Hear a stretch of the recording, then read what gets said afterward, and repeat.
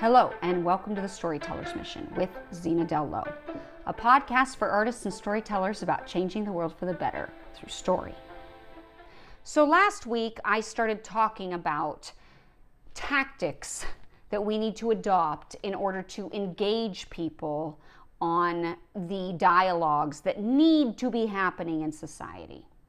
And I started by talking about the assumptions that are being made by a lot of people that have a liberal, progressive, whatever you want to call it, woke ideology that have adopted that point of view, and the assumptions that they make about people that express disconsent or disconcertedness about those things. And then, of course, the assumptions that they make in their arguments themselves, the assumptive arguments that are the foundation of their argument that is actually questionable at best. So once you've identified the underlying assumption, now you can finally move into part two. And part two is where you shift the burden of proof. See, what's happened is with the assumption and the statement and the labeling that happens, they are putting you on the defense. They are trying to make you defend yourself. And the minute we're on the defense, we've been put in a weaker position. So what we have to do is shift that. We've got to turn it around and put the burden of proof back on them and point out some of these assumptions. But the best way to do that is to ask questions. I'm telling you, it's the number one thing you can do. So, question number one. What do you mean by that? Now, of course, you sometimes have to massage that a little bit. What do you mean by that? You want to point things out. You said that I'm transphobic. What do you mean by that? What does that mean to you? Help me understand what that means to you. Or you stated that God is love. Well, what does that mean? What does that look like? Help me to understand what you mean by God is love. Are you saying X? Are you saying this? Are you saying that God has no standards of what he finds acceptable and what he doesn't? What does that mean? What does that look like? So what do you mean by that? Number two, how did you come to that conclusion? So again, you might have to massage that. So the gentleman that accused me of coming across as a Christian nationalist, maybe if I was going to engage that conversation, I'd say, well, what makes you think that? How did you come to that conclusion? Or it might be what they are believing about their own position. For example, there was another gal I engaged with on Instagram who made the statement to me that she has no problem with drag shows for children and that it might be tacky, but that's about the worst that she could say about it. And really, she doesn't think they're trying to sexualize the children. She thinks they're just trying to get children to read. So what I asked her was, well, what about a drag show makes you think about children reading? How does that work? Help me to understand how a drag show would get kids interested in reading. Help me understand that. So I'm basically asking, how did you come to that conclusion, right? How did you come to that? Or she made the statement to me that she thought it was horrible that these gender affirming facilities were being banned, and she felt like they shouldn't be banned because the people there would be able to give children who are struggling with identity crises and that sort of thing, they would be able to counsel them and help them work through those things, and it would be better for the kids. And so no, they should absolutely not be banned. All right, so what I said was, well, I feel like you're making an assumption that that's all that happens in these places, that it's about counseling kids and it's about helping them to understand their confusion. But I don't know that that's true. So how did you come to that conclusion? How do you know that that's the truth? How do you know that's what's happening there? So notice what I'm doing is I'm shifting the burden of proof and putting it back on her. Because the truth is, if that's what was happening in those places, okay, maybe that's good. But that's not what's happening. I mean, the evidence that I'm seeing is that these children are actually being encouraged without parental consent to go in and start cutting off body parts, to actually have surgical alterations to their body, to start taking hormones to start a process of transitioning, and that there isn't actually counseling that is going into these sorts of decisions, because nobody wants to say that it's wrong to do it. Everybody wants to affirm it because they want to look good. They want to look like they're on the side of the good guys, and it's wrong to go up against it. How dare you stop anybody? So that's at least the testimony I've been seeing. But see, I don't even have to try to prove that. All I have to ask her is, well, how are you coming to that conclusion? What made you come to that conclusion? What makes you think that that's what they're doing? What makes you think that that's all they're going to do? How do we know that's all they're going to do? So there's another gentleman on Instagram who reached out through private message to challenge me about my anti-trans posts lately. All right, so what did I do? Well, this is where you can reframe, right? You can reframe some of these things. I'm going to get back to these questions in just a second. But some of it is reframing. You have to take back the power by changing the labels. And again, it shifts the burden. This is part of the shifting of the burden. What I said to him was, well, I'm not anti-trans. I am pro-protecting children, and I'm pro-protecting women. I've changed it. I've taken it from the negative to the positive. Now, I could even do that like this. I could say, I'm not anti-trans, I'm anti-child abuse, and I'm anti-exploitation of women. See, that's what I'm actually against. And I personally believe that having drag shows in front of children is child abuse. And the reason is because it distorts their perspective on sexuality. And there is no way, by the way, for a drag show to not be sexual. That's the whole nature of drag shows. You cannot separate them. So it would be the same if you were going to have strippers come in and do strip shows, even if the strippers weren't taking off their clothes, but they were doing everything else that they did in a strip joint. That would be causing damage to young minds, because it is a premature exposure to sexual content that they are not ready for, that is not appropriate for them to see. And yet we're bringing these men in drag, and they're doing these types of shows, which must be even more confusing in a lot of ways than just a straight strip show without the nudity. I mean, it's just kind of crazy, right, when you think about it on that level. So what I said to him is, I am not anti-trans. I don't care if adults go see a drag show. I do care if that is put on in front of kids, because I am anti-child abuse. And when it comes to men being transferred to women's prisons because they identify as transgender, I am anti that. When it comes to men identifying as women and competing in women's sports, I am anti that.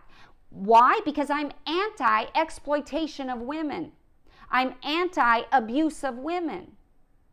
That's what I'm anti. It's a domination of women.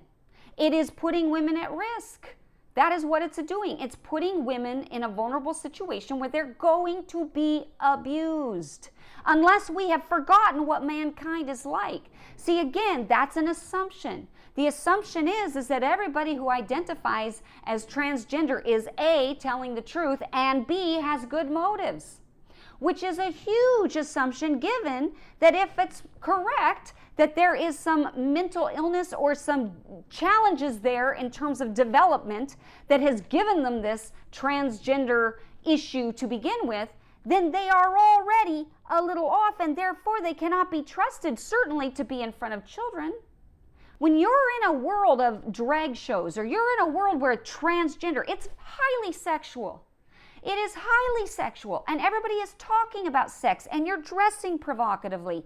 And it's all about sex because it's the defining characteristic of a man versus a woman is their body type. And so men that are dressing drag are accentuating female body things, or male genitalia, as the case may be, because that's really what the issue centers on.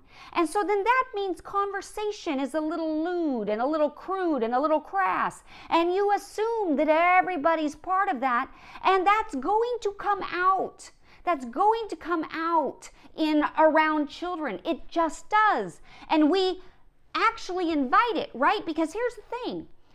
This is part of human nature. Humans are depraved. And what happens in human beings is when we have been disillusioned of something, when our innocence is gone, there is this really sick, dark need in us to eliminate it in others, to end the innocence in others. By the way, I'm going to call myself on this. When I was a kid and I found out that Santa Claus didn't exist, that was a loss of innocence for me. You know what I did? I immediately turned around and went and told my little brother. I wanted to corrupt that in him.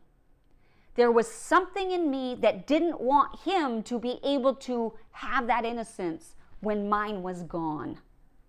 And that is just a reality of human beings. So see, a lot of what's happening here is just a very false perspective of the human person. We're assuming too much goodness in the human person. We are not assuming enough depravity. Human beings are not primarily good. Now, we're not as bad as we could be, and we do have an imprint on our heart because God created us with the truth on our heart. That's what gives us our dignity. We know the truth. We know it. And therefore, we also have conviction. And also the Holy Spirit is at work to try to convict us of our sins. So we're always being called to be good in some ways. We always have the potential and the capacity of good, and we're always capable of repenting until it's too late. Until it's too late. But my point is that when you are in that world, if you are entrenched in a darker world where sexuality is brought to the forefront, you are not capable of not trying to corrupt innocence. All right? So again, we come back to these issues, right? We come back to these issues, the assumptions, the questions. How do you reframe it with people? How do you reframe it? So this gentleman was concerned with my anti-trans rhetoric that I was posting. And I said, I'm not anti-trans, I'm anti these other two things. And then I added, and I'm also pro-reality. Now, interestingly, he didn't jump onto those other two because what do you say about that? How can you really argue with being anti-child abuse and anti-exploitation of women? He latched onto pro-reality and he said, what does that mean to you? What do you mean by pro-reality? All right. He's actually stealing one of my questions, right? That was a good thing that he did. It was smart. He asked a question. He put the burden of proof on me. So I said it. I said, well, I happen to believe that reality matters and that there is a reality, there is a biological difference between a male and a female that is reality. That surgically altering a man does not a woman make. And I can say that because I'm a woman. Now, I actually believe men can say that too, but part of the woke argument is that you can't speak to anything unless you are that thing. Well, I happen to be a woman, therefore, by their argument, by their grounds, I have the authority to speak on being a woman.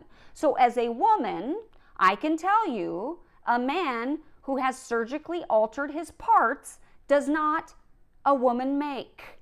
It doesn't. And pretending that it does is the emperor's new clothes. It's just false. It's a false reality. And I am pro-reality.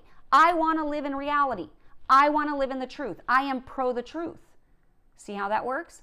And what I did at the very end is I added, do you disagree? So now I am still shifting it by asking the question, the burden of proof, putting it on him now. Do you disagree? Do you disagree with this? He said, my bigger question is, why does what someone else do or believe with their own life bother you so much?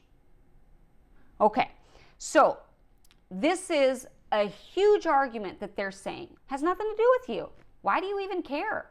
As if me caring makes me intolerant. Now, never mind the fact that they care what I'm saying and doing, and they care enough to try to engage me or try to change my mind. So never mind that it's hypocritical in that regard, and that they're doing the very thing that they're trying to say that I shouldn't be doing, because that's what they're doing. Never mind that. Forget about that. Here's the truth of the matter. They are making a statement without making a statement that somehow, if it doesn't impact us, then we shouldn't care. Then it shouldn't matter to us, and that means we are the problem. That really we are fundamentally intolerant. We need to change. What's the big deal? All of those things. So, how would you respond to that? I'm curious. Think about that for a second. Well, what I did, and this is what I would encourage you to do, is immediately reframe it by asking another question. By trying to take his underlying assumption and put it into the form of a question where he's forced to think about it. So remember, he's making assumptions here. And again, what is the assumption in that? The assumption is that it doesn't matter if it's a lie or if it's true. It doesn't matter what somebody else believes as long as it's not impacting you. What does it matter? All right? So here's what I said. I said, well, let me ask you something. Do you think it's a good idea for others or for society to affirm things that they believe to be true as true, even if you know it's a lie? For example, say someone believes that the earth is flat. Would you let them believe that, even though you know it isn't true? Now, that's an interesting question, right? Because what he might do is come back and say, well, I mean, it doesn't matter. Yeah, but you know it's not true. I mean, why would you let somebody believe that if it's not true? How is that good for that individual? How is that good for society? I mean, what kind of a good is that where it doesn't matter? Either truth matters or it doesn't. So I would think that we need to know if things like the world is flat isn't true. And I doubt you would probably let somebody continue believing that, because we have all this proof, right? We know all this. I'm phrasing a question, I'm finding a question that is rooted in their argument. So now what he's really saying is, oh, so you're not saying that it's wrong to correct somebody with a false view. You're saying that you have to have evidence in order to correct somebody with a false view. See, that's where that argument now shifts. So you agree that it's important to correct people with a wrong view then, as long as you have the appropriate evidence. Is that what you're saying? And see, I can keep going with these questions and help articulate and phrase what it is that they're actually saying, because they don't usually make declarative statements. Okay, well, now I continued and I said, I do appreciate your sentiment, because remember, I'm a Christian and I want to engage in these sorts of discussions civilly, but not weakly. And there's a difference. And I said, the problem is you're making a couple of huge assumptions with your line of thinking. Number one, you're assuming that someone else's beliefs or life choices don't affect me. How do you know that, though? What makes you think that's true? How did you come to that conclusion? See, that's right out of that question I gave you. How did you come to that conclusion? And number two, you're assuming that it doesn't matter if someone believes something false, presumably as long as it doesn't impact me. All right? So you're assuming that it doesn't impact me, and you're assuming that it doesn't matter as long as it doesn't impact me. There are two major assumptions there. And so I just asked the question, but again, what makes you believe this is true? And this comes back to the question of reality. Is it okay to let people believe lies that you know to be false? If so, if you think it is, what makes you believe that? There's something you need to understand. One of the fundamental differences between, say, the woke ideology or the left and a Christian worldview is the fundamental view that is being taken of humanity. And that's important because what happens is, if you are in a way of thinking that is maybe the liberal, progressive, leftist way of thinking, then what happens is you think that a system is going to fix everything. You make an assumption that if we had the right system, everything would be fine.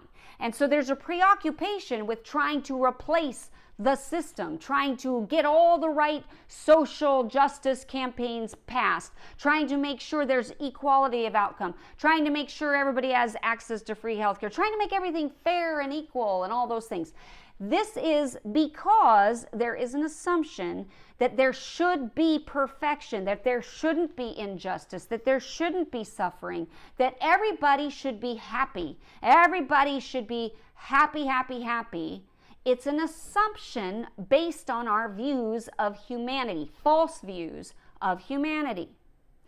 And the difference between that and the Christian worldview is that we understand that we live in a fallen world where people are not perfect, and that therefore sometimes we're left with the choices between two evils. We're not looking for a system to fix everything. We're looking for the best possible system at our disposal. We're looking for the one that gives the most. Now, I'm not saying that that means that the end justifies the means. It doesn't. That is also false. I'm saying that sometimes we're just looking for the best possible solution that upholds the highest good, the highest truths, right? These are sort of questions that I find can be very helpful in this context. Again, they are. What do you mean by that? How did you come to that conclusion? Could you help clarify this for me? Help me understand how it is that you whatever the case may be. Okay. I'm very passionate about this because it's happening all the time, more and more and more. And my fear is that as a community, we're going to shy away because we feel ill-equipped to engage, because it is vitriolic, it is mean. And I've got to be honest with you, it really is hard. It is hard to engage these things. My own temptation is to just shrink and shut up and like withdraw and not go on social media at all ever again and never say anything ever again. But that's what they want you to feel. That's what the enemy, I shouldn't say they, that's what the enemy wants. The enemy very much wants that. So these tactics that are being used to silence us will work unless we develop counter tactics to learn how to engage it in a more confident way.